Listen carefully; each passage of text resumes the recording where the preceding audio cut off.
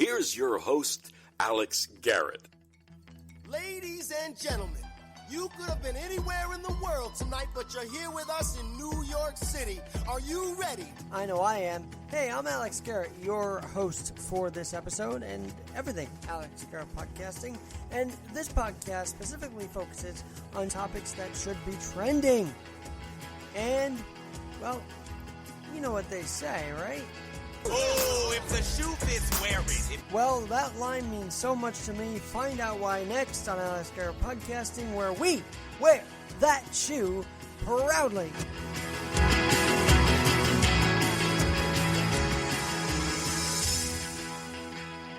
Alright, well, I am Alex Garrett, and that is my brand new intro to the podcast, Alex Garrett Podcasting. And I wanted to unveil it and, just kick it out there, see what it sounds like. So I hope you like it. But before I get to my Sunday pod guest today, I've got a couple things I want to riff on. Firstly, it looks like the Macy's Thanksgiving Day Parade is on in New York City, which is pretty awesome to talk about. Because, we weren't sure what the fate of that was, but they're going to do some virtual things with it. Look, I know Santa Claus is probably uncomfortable in that, robe and everything as he heads on the sleigh with the reindeer coming into Herald Square. Well, maybe you'll finally have him on Zoom and he can finally be comfortable during the Thanksgiving Day Parade. We'll have to see. And maybe the reindeer have to mute their microphones while also on Zoom with Santa as they quote-unquote hit Herald Square. I jest, but it's a great thing that the parade is on. Christmas tree lighting in New York City at Rockefeller Center will be on. And I heard Governor Cuomo has some advice that if you're going to trim the tree together in your own home, it's best to do it from the other room. That way you're more than 6 feet apart and you can still trim the tree. It's a perfect solution, isn't it? But the biggest thing this morning that I was listening to overnight,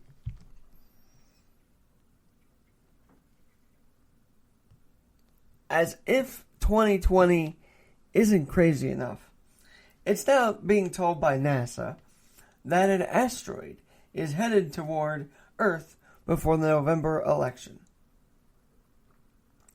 On Saturday, according to The Hill, NASA reported an asteroid is headed toward Earth one day before the U.S. election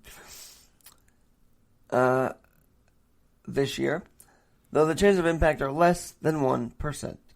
Scientists believe, labeled the asteroid 2019 P1, and data reveals it is 0.002 kilometers or about 6.5 feet. First discovered in 2018, and there are 3 potential impacts based on 21 observations over the course of 12,968 days. Determine the chance of impact is only 0.41%. Apparently it will pass Earth on November 2nd in the eve of the election. So NASA, thanks for talking about this. I'm sure that gives the Democrats more of a reason to push for mail-in voting, which, again, I think people who can't go to the polls or fear for the safety at the polls should be mailing it in. But I just know that there's going to be another rallying cry of why we need to get the ballots mailed in. We'll have to see. But right now, Joe Bonilla, you and I go a few years back now, mutual friends with Mary Alcordy, and now you find yourself on Alex Garrett Podcasting. How are you doing, Joe? Alex, again, it's good to speak with you. And yes, we've known each other for a while, and Mary is a great person. I'll tell you right now, it's been an incredible and just absolutely wild last few months. I'm based up in Albany, so all of the from the original part of finding out that this virus is here. Getting to the points where things are beginning to shut down, then navigating clients through what do you do to recalibrate your business, your your organization through this, and then now as, at least with the numbers here in New York State, that the numbers are low enough for us to begin to reopen. So we're working with, various clients to, get reopened safely and soon. So it's been a really wild time. I'll tell you, go ahead. Oh, no, I want you to finish that, but I want you to be clear that Joe is actually on the liberal side. So if you think, well, he just wants to rush reopening, no, he's very commonsensical, liberal or Republican anyway, he's very commonsensical. So I wanted people to know that this isn't just a crazy, you should reopen. No, we're being very methodical with this, right, Joe? Yeah, and being reasonable about it, in industries that we work in. Again, not every single industry is going to be able to be reopened. There's a difference between obviously having restaurants that have proven that they can safely reopen. Movie theaters are next on the docket right now, which we've been working on getting them properly reopened. The industry has a great plan to reopen safely, maintaining social distancing, contactless ticketing, and concessions, among a whole host of other safety procedures. But we also represent performing arts venues upstate. The Cohoes Music Hall, the Saratoga Performing Arts Center.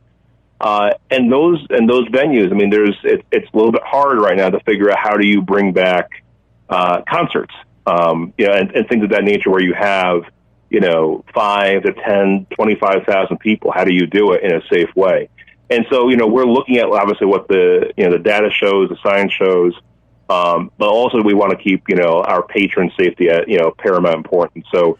Yes, I am one where I want, we have clients that employ people, and, the longer, some industries, such as the movie theater industry, remain shuttered, there are, tens of thousands of jobs in New York State at risk. There's a lot happening in the movie theater industry, the exhibition industry. The federal government actually had removed what was called the Paramount Decree, which prohibited movie studios from owning movie theaters.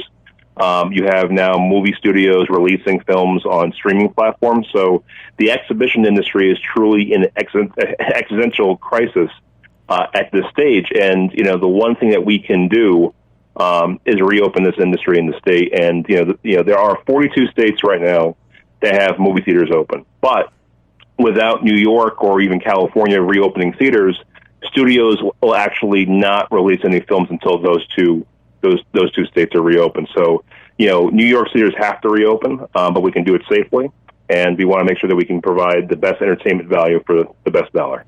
We're talking with the Joe Bonilla on Instagram. He's at Relentless Awareness. Man, I guess you have to be relentless. And do you feel like you have to be relentless against this governor or in partnership? Where do you find yourself? Are you against him? Are you trying to work in partner? Like, what's that relationship like with government through all of this? It's one of those things where you have to be collaborative. I think particularly with this governor, and wherever you are in the spectrum, I think that the governor deserves credit at the beginning of this, at least basically getting New York's numbers down. Obviously, there were certain challenges, certain mistakes, if you will, that came through. I think it was invariably going to happen given what we are learning about this virus, but.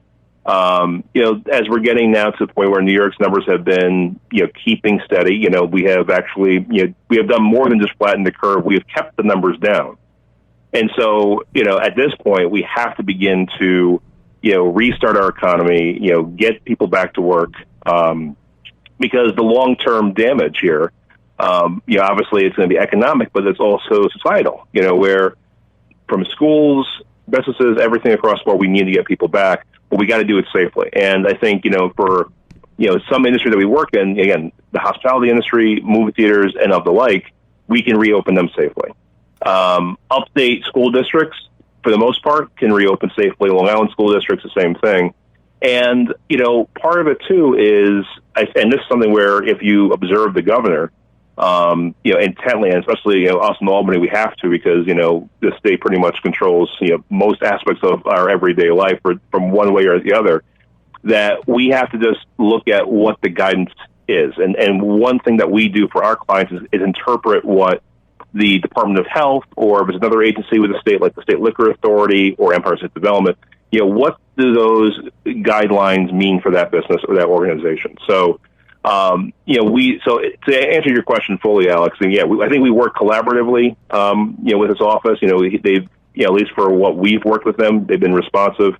But we just need clear guidelines. Yeah, and I would say this one thing: I would always love if more than just a couple of days notice can be given when they're going to reopen the industry. Sure. Just because the governor says, "Hey, you can reopen restaurants," or "Hey, you can reopen movie theaters," it's going to take time to bring people back to work, retrain them, get PPE, get everything in place. They just can't be done with a flip of a switch. And so we saw that with. I know you're traveling, so where do we find you? Because it sounds like this job's taking you crisscrossing across the state, and the geographics is important here too, right? So Western New York is not New York City, and I think people have to understand that a little more clearly But I'm still grappling with the city mayor, who's kind of rebuking Governor Cuomo everywhere. But geography matters here, doesn't it? It does. And, I've been every aspect of the state from, Long Island to Western New York to the North Country, here in New York City as well. And, every part of the state is grappling with this situation in different ways. And, we saw at first when things were shut down, at least upstate. I mean, there were numbers, but they were never the same level that obviously we saw in New York City or what we saw in other metro areas across the country. So for upstate, folks were, quite frankly, they didn't believe any of this was real until they started seeing, or hearing from friends who live downstate. They were like, why do I need to wear a mask? Why do we need to shut down? And then, slowly, they heard of people in their own communities that had this virus, and if they were able to recover, which most folks do, and without any sort of long-term damage. But then you hear about the other folks of long-term damage, or they're still trying to recover. Obviously, the other part of it, people passing away. We had I have a good friend who's a roommate tenant in my house where. This was back in April where he got the virus. And so, I had to quarantine at least at precaution and that was like when I'd be like, oh, this thing is now here. It's not just a New York City thing. It's now up in Albany and now it's everywhere. And so, and how we did was like, oh my God, you have the virus, but, he made a full recovery. He's fine. He's doing well. I mean, he had a little bit of like just trying to rebuild his strength, but, that's where, that's where the difference is. I think the perception is that because we have rural and suburban communities upstate that things like this don't happen. And, unfortunately, that's not true because, it can be anywhere. And so I think people have taken it more seriously. I've been seeing more masks out there upstate because for a while you didn't see it really whatsoever out there. So, well, and so I've been begging the mayor to give us the keys back to New York City. And maybe you've been partnering with just like the West New York Cinemas, I guess there's an alliance up there. The New York City Hospitality Alliance also trying to wake up the mayor. Have you been part of that project at all? No, I've been seeing what's happening down here. I think that this is where that overlap of what New York City can do versus what New York State will allow. These are where the inevitable battles are, and it's no secret to anybody that Mayor de Blasio and Governor Cuomo, they're not the closest of folks, in terms of a lot of it. It seemed like they were. It's a lot. It's classic political theater, right? And so, we look back a few months ago with schools, and the mayor had insisted on keeping the schools open. The governor was like, no, you got to figure out a plan within 24 hours to shut down the schools and all of that while still providing food for children and things of that nature and meals of that in that way. But, no, you're right. I think, there needs to be a lot done for New York City. I think there's things that, you can't blame the state for everything.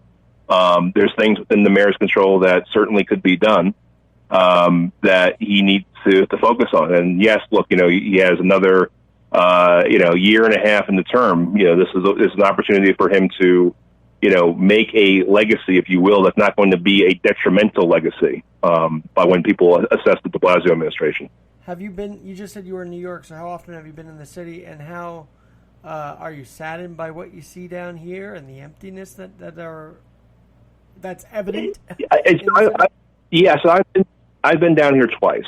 I was down here in April. I'm down here now, right? And in April, it was just, you didn't see anybody on the streets. It was almost like I Am Legend on the streets. And, when I came down now, a lot of folks would make the joke in the air station that the New York Post and other outlets are, basically, trying to cry. It's Armageddon here. And, they're saying that everything's fine. Look, my family's from Brooklyn. We remember the squeegee men. We remember what it was in the late 80s into the early 90s. And even coming back, down here, going on to FDR, and you're seeing a different city. You're not seeing the same city that was even a year ago. You have folks... you have a lot of homeless folks and, folks that, are at risk on the streets. Things are not as clean as they used to be. So there has to be a way to resolve this and then, begin the city's, recalibration, to better success. So, again, as I mentioned, the mayor has a lot of things in his control and his administration's control. That they can do to begin to, reopen things that they need to be, and at least at minimum, handle quality of life concerns. And as we look at what has happened over, the summer, I mean, this year has been a wild year, right? We look at with criminal justice reforms, and there has to be a point where, the mayor is a pretty unabashed, progressive Democrat. But at the same time, you run a city. So you can't have one or the other and again, have your cake and eat it too. You can't bash be calling for, police reform, some of which is needed, some of which is you just can't do, and have the morale of the NYPD really be at an all-time low. You can't do that.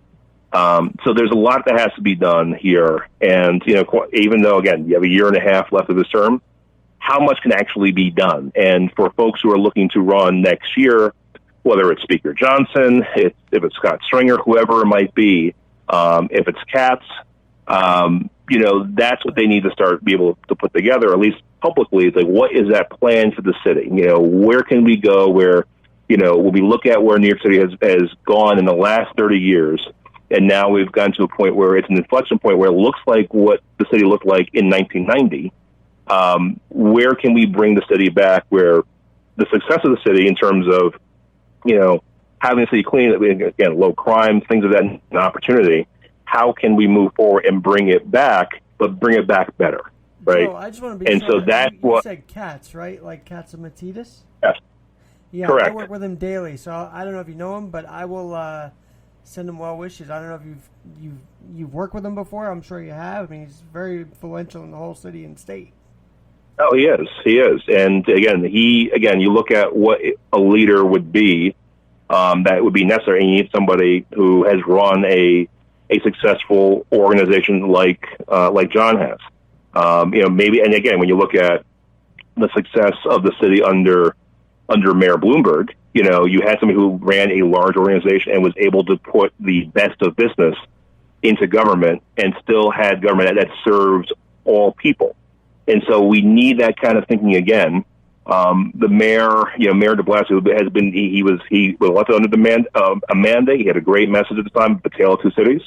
But now this is something where, you have to be able to fix some self-inflicted wounds here about bringing this city back. And so I think, the mayor has an opportunity. There's still enough time on the term, but, if you're running next year, whoever's running next year, this is the time to begin to really vision where do you want New York City to be in the next 10 years, 20 years, and forward, for families, for all people in the city here, whether you're working class or the elite, you want to make sure you have a city that can respect everybody in that way. And by the way, John Katz, I just texted him. I'm interviewing him, so he's well aware. Anyway, Joe, the DNC, I want to turn this to that part of the conversation too. because you threw up a picture of Joe Biden and you shaking hands, and he does seem like the guy that everybody wants to know, and he wants to get to know everybody. But did the DNC did a good enough job at trying to solve the small business crisis, or was it all just talk? What did you see from that, and what's your experience with Joe Biden? So I met Joe Biden 6 years ago in Albany. Governor Cuomo had him up for an event regarding infrastructure at the New York State Capitol, so I had an opportunity to meet him right there. And I can say for at least the few moments I was with him, what you see is what you get. I always say this joke that it's true.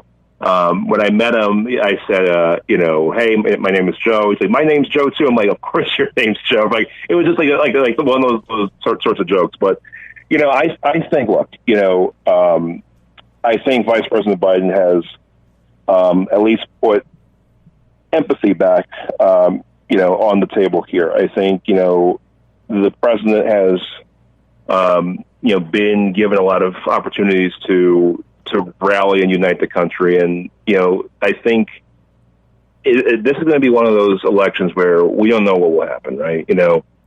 There's polling, but we know what the polling showed, 4 years ago with Hillary.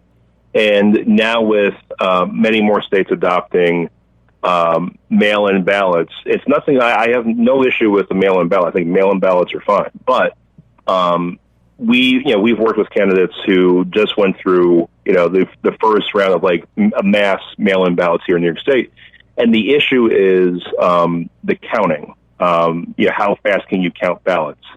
There's two ways of counting ballots: is either by hand or it's by a high-speed machine. And so my whole thought with this is, where will we be on election night? And for the country, whichever way it's ultimately going to go, whether it's going to go for Biden or it's going to go for Trump, to have that sort of, anticipation of Election Day and not to get an answer on Election Day, that's going to be the challenge here. What will happen in those days and weeks after, because by law in some states you can't open those ballots until a week later. So, depending on how many ballots are going to be out there, we may not know at least a president-elect, or at least for the reelection of the president. We may not know that until early December, which would be still in time for Congress and the electors rather to actually vote for the president. So, that's.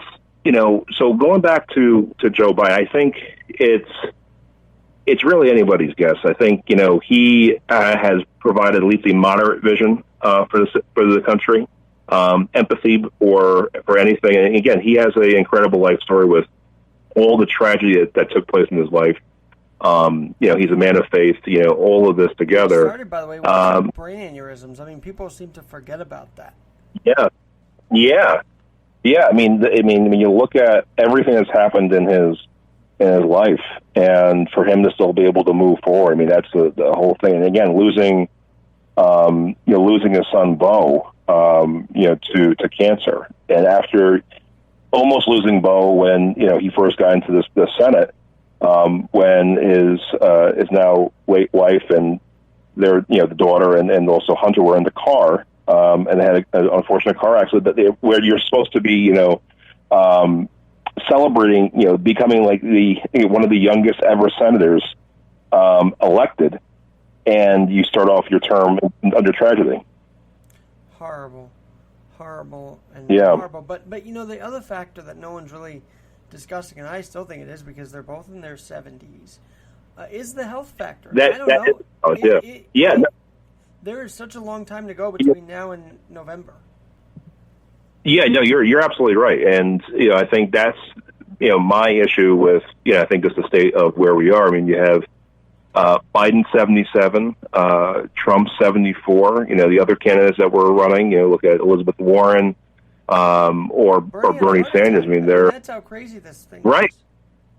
Yes, and the thing is, you look at where this country was going, wherever you are with, at least with President Obama, at least in terms of a generational shift, it was like, all right, we are now we're going to leave the the early baby boomers, and we're going to now move, generationally forward. And now you have, with President Trump or with Vice President Biden, you have two guys born in the 40s that, again, they're both in their mid to late 70s. Right. A lot can happen. Yeah, a lot can happen for both of them. Now, and so certainly it's amazing that Trump can do all these rallies. He's not slowing down at all, which is pretty impressive. You got to say that. Yeah, no, I mean, he has his own energy. But I've even seen this with him, too. Like, both Vice President Biden and President Trump are not the same people that they were 10 years ago. The president, the way he speaks as well, has gotten a little bit more gravelly as the years are going through. Maybe, again, the presidency is the toughest job in the world.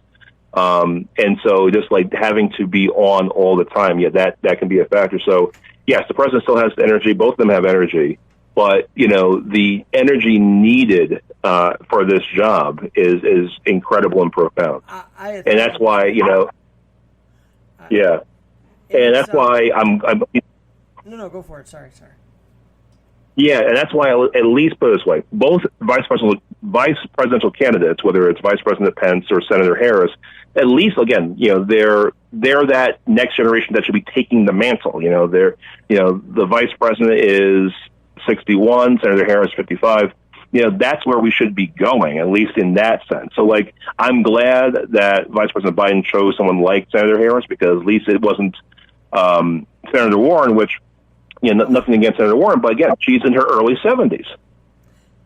Joe, I couldn't imagine that. But you know what also is, I'll be honest, a lot of the time when Trump spoke, a lot of things I found in these speeches always made sense. But this year, he just seemed so rattled by this, and he didn't know how to really deal with it. And I just felt like that was a part of his downfall. If there's going to be one this year, it was that he couldn't handle the grasp of this and the magnitude of this. It felt like. Yeah, and that's right. And it's one of those things where, I've written about this before. I said the president is one of the greatest communicators in American history. There's a way that he's able to, distill, messages. The country economically was doing well up until March, and so there again, it was a lost opportunity for the president to not message this the right way, and that's something that he has to. Again, as we're still going through, this part of the pandemic, there's still opportunity for him to. Recover on that side of it. I think, nobody's rooting against the president or rooting against his government to fail in this pandemic. This affects Democrats, Republicans, Independents, no matter what. And so what we need is just, I would have liked to have seen, instead of sometimes like this inflammatory language, like, look, we got to collaborate here. We got to work together. And yes, the federal government was working together with states, but sometimes it's just like we can do this easier. We don't have to have this battle sometimes. And so that's where, for me personally, it's like, again, it was an opportunity to rise above this, become more statesmanlike in this way, for the sake of the country. And there's still an opportunity for him to do that. By the way, as we're talking, the House just passed a $25 billion Postal Service bailout. That would block reform, so we'll see. I guess the Senate probably will reject that. But back to the president and that messaging, I guess he should listen to you, because you're the spokesperson, right? So you would know about the messaging, and you're right about things that could still be corrected. So much so where I still say my vote is a game time decision, and I feel like you would accept that answer. Maybe someone on the far right may not, or on the left may not, but I just think it's a game time decision right now on how we vote. Yeah, and certainly again, that messaging is key. I mean, when we work with political candidates, we give them the good, the bad, the ugly in terms of how do you message, whatever office you're seeking. And for President Trump, it's there is an opportunity here to. I mean, again, this is a president that wanted to be, in whatever way, a wartime president. This is a war. that we are waging against a virus. And this is where, do you become a president like a Lincoln or an FDR, or do you become a president like a Herbert Hoover at the beginning of the Great Depression? So there's Hoover did at that point. Right. And so these are things that, in terms of messaging and like looking at what he can do, he's got to just continue to rally. Again, there's parts and there's been points where, the president has risen to particular occasions, particular moments, but it hasn't been consistent. And that's been the challenge here. And so there are, less than 70 days before this election. It's something where, as Alex, you mentioned, it's a game time decision for a lot of voters. And, the next 70 or so days, the Republican National Convention starts this week. The Republicans are going to put out, what their messaging will be. And for them, it's so important to, again, show, I would say this, the Republicans need to show that they take this seriously, that they have a plan. And again, a lot of Republican governors have taken this seriously to look at, the governor of Ohio is a great example of, what Ohio has done. Governor of Massachusetts, Charlie Baker. So those are the voice I would love to see, and hopefully they get some convention coverage, because those would be the ones that people want to see, the leaders that they know and trust in their communities. And the president has to be able to embrace the plan of that. Well, I'll tell you one thing. He started his RNC bid pretty well yesterday, calling it, Joe Biden sees darkness, I see brightness. I thought that was a great way to message for him, so we'll have to see. Now, one other issue which I can't let you go without asking about, because you might represent, of course, honestly, represent nursing homes in this state. Have you had to do any crisis management for the nursing homes in this state this year? No, we haven't, and I think that's an area where there is a lot there, because there are state-controlled nursing homes, there's private facilities, there are county-owned facilities, and I think it's a situation that we still need to look at, where those challenges are. I think I think nobody's going to discount the fact that it was it's incredible sadness about how many seniors and other folks passed away in nursing homes. So I think we need to look at, once the dust settles and we look at what needs to be done here. And I know state legislators on both sides of the aisle, grilled state health commissioner, the state health commissioner pretty aggressively recently. So there's a lot of questions that still need to be answered. And I think, one of the things as we begin to get out of this pandemic, those are things that I would hope to see, that, what could we have done differently, specifically? And again, looking at it across the board, not just state facilities, but private and county facilities as well. What could have been done to prevent the level of death? Well, Joe, you're pretty popular on social media. You're out there. But I gotta ask you this. I ask every guest this nowadays. One thing that maybe no one knows about the Joe Bonilla. Oh, that's a good question. What is one thing that people do not know about me? I don't know. That is, you actually you made me so speechless for once, right? I think there's a couple of things probably. I think the one thing that folks do not know about me is I've done a lot of theater, actually. And I've actually have written shows before. I don't really talk about it that often because, I'm not the greatest actor, but that's one thing I love doing is being on stage. I mean, of course, as somebody who's in PR and communications, you have to have that desire to be in the spotlight.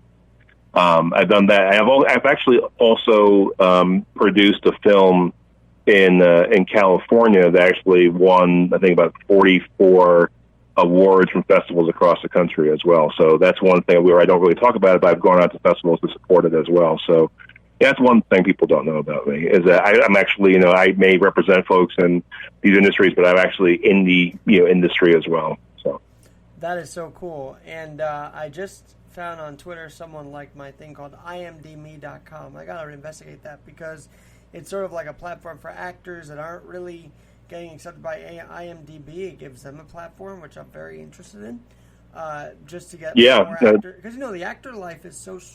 everybody's struggling, and the actors are getting hit hard, too, with this. So that's important to talk about. Oh, my Lord.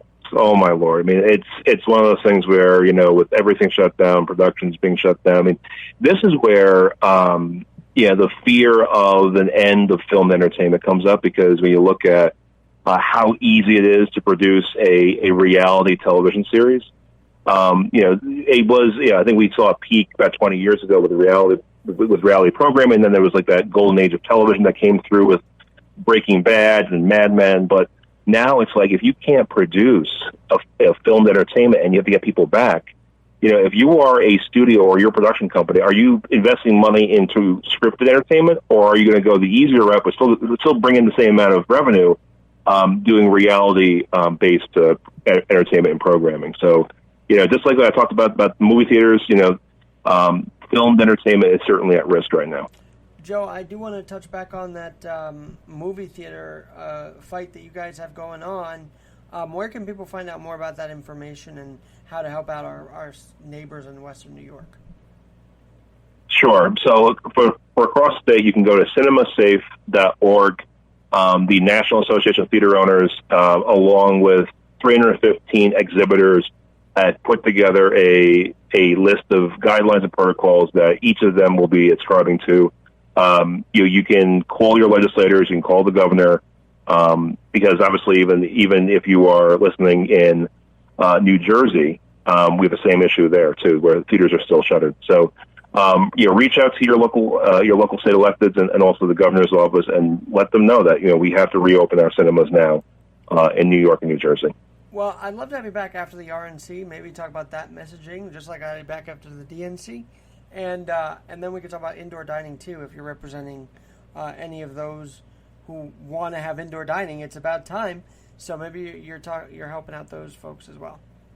Yeah, and for indoor dining, one of the things that we were telling our clients is because it was at one point we were seeing the enforcement go up from the state liquor authority that we seriously thought indoor dining, because we had heard of a handful of points where folks were being infected with the virus and there was exposure, that indoor dining was on borrowed time. And we thought, sometime this month it would be shut down. Obviously, in New York City right now, there's no indoor dining. It's only outdoor dining. Rest of the state has indoor and outdoor, Long Island and upstate. And so, we're hoping, I think, at some point in New York City, indoor dining has to reopen.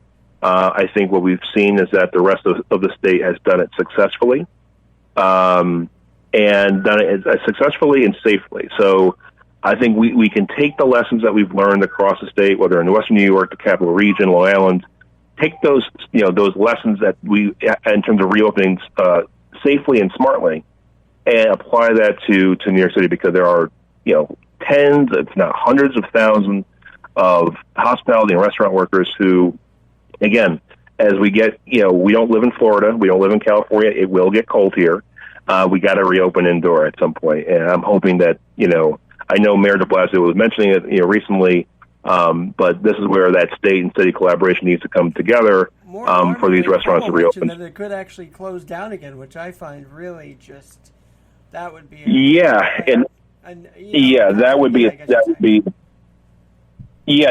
would be a tragedy if things had gotten to a point where things could shut down again. I think right now we are on the right course. There's no need to shut down. Any industry that has reopened. Obviously, I think the one thing we're going to be paying a lot of attention to on Monday will be gyms and fitness centers and yoga studios. Those will be reopening starting on Monday, depending on how their local county has provided any additional guidelines. And so let's see how those guys do. Let's see how gyms, fitness centers, yoga studios, and the like reopen. Can they reopen safely? Will there be spread? I mean, it's a little bit different if you're doing a yoga studio versus, let's say CrossFit or any of the HIIT workouts. So let's see. And then I think as we begin to reopen these last components of our economy, at that point, there would be really no reason to prohibit indoor dining in New York City any further. Joe, as I said, please come back next week, and maybe we'll have a summary of Oh, all of absolutely. this and the next thing. And by the way, off air, if you're in the city tomorrow, I am too. So we should link up, do outdoor dining or something if you want. If you're free during the day, I'm free for a while in New York. So let's link up. Yeah, no, for sure. Yeah, I'll hit you up. And at the Joe Bonilla on both Insta and Twitter, or what are your socials? So my handles are the Joe Bonilla on Instagram, Joe_Bonilla on Twitter. Very cool. I'll follow you there too. So this has been the Sunday Pod with Joe Bonilla, updating you on everything. By the way, he's with Relentless Awareness, messaging, and what can our politicians do better to make us feel comfortable. He seems to have a lot of the answers, and I love it. And he's going to come back with us next week. This has been the Sunday Pod. I'm Alex Garrett. We'll talk to you soon. Joe, that was...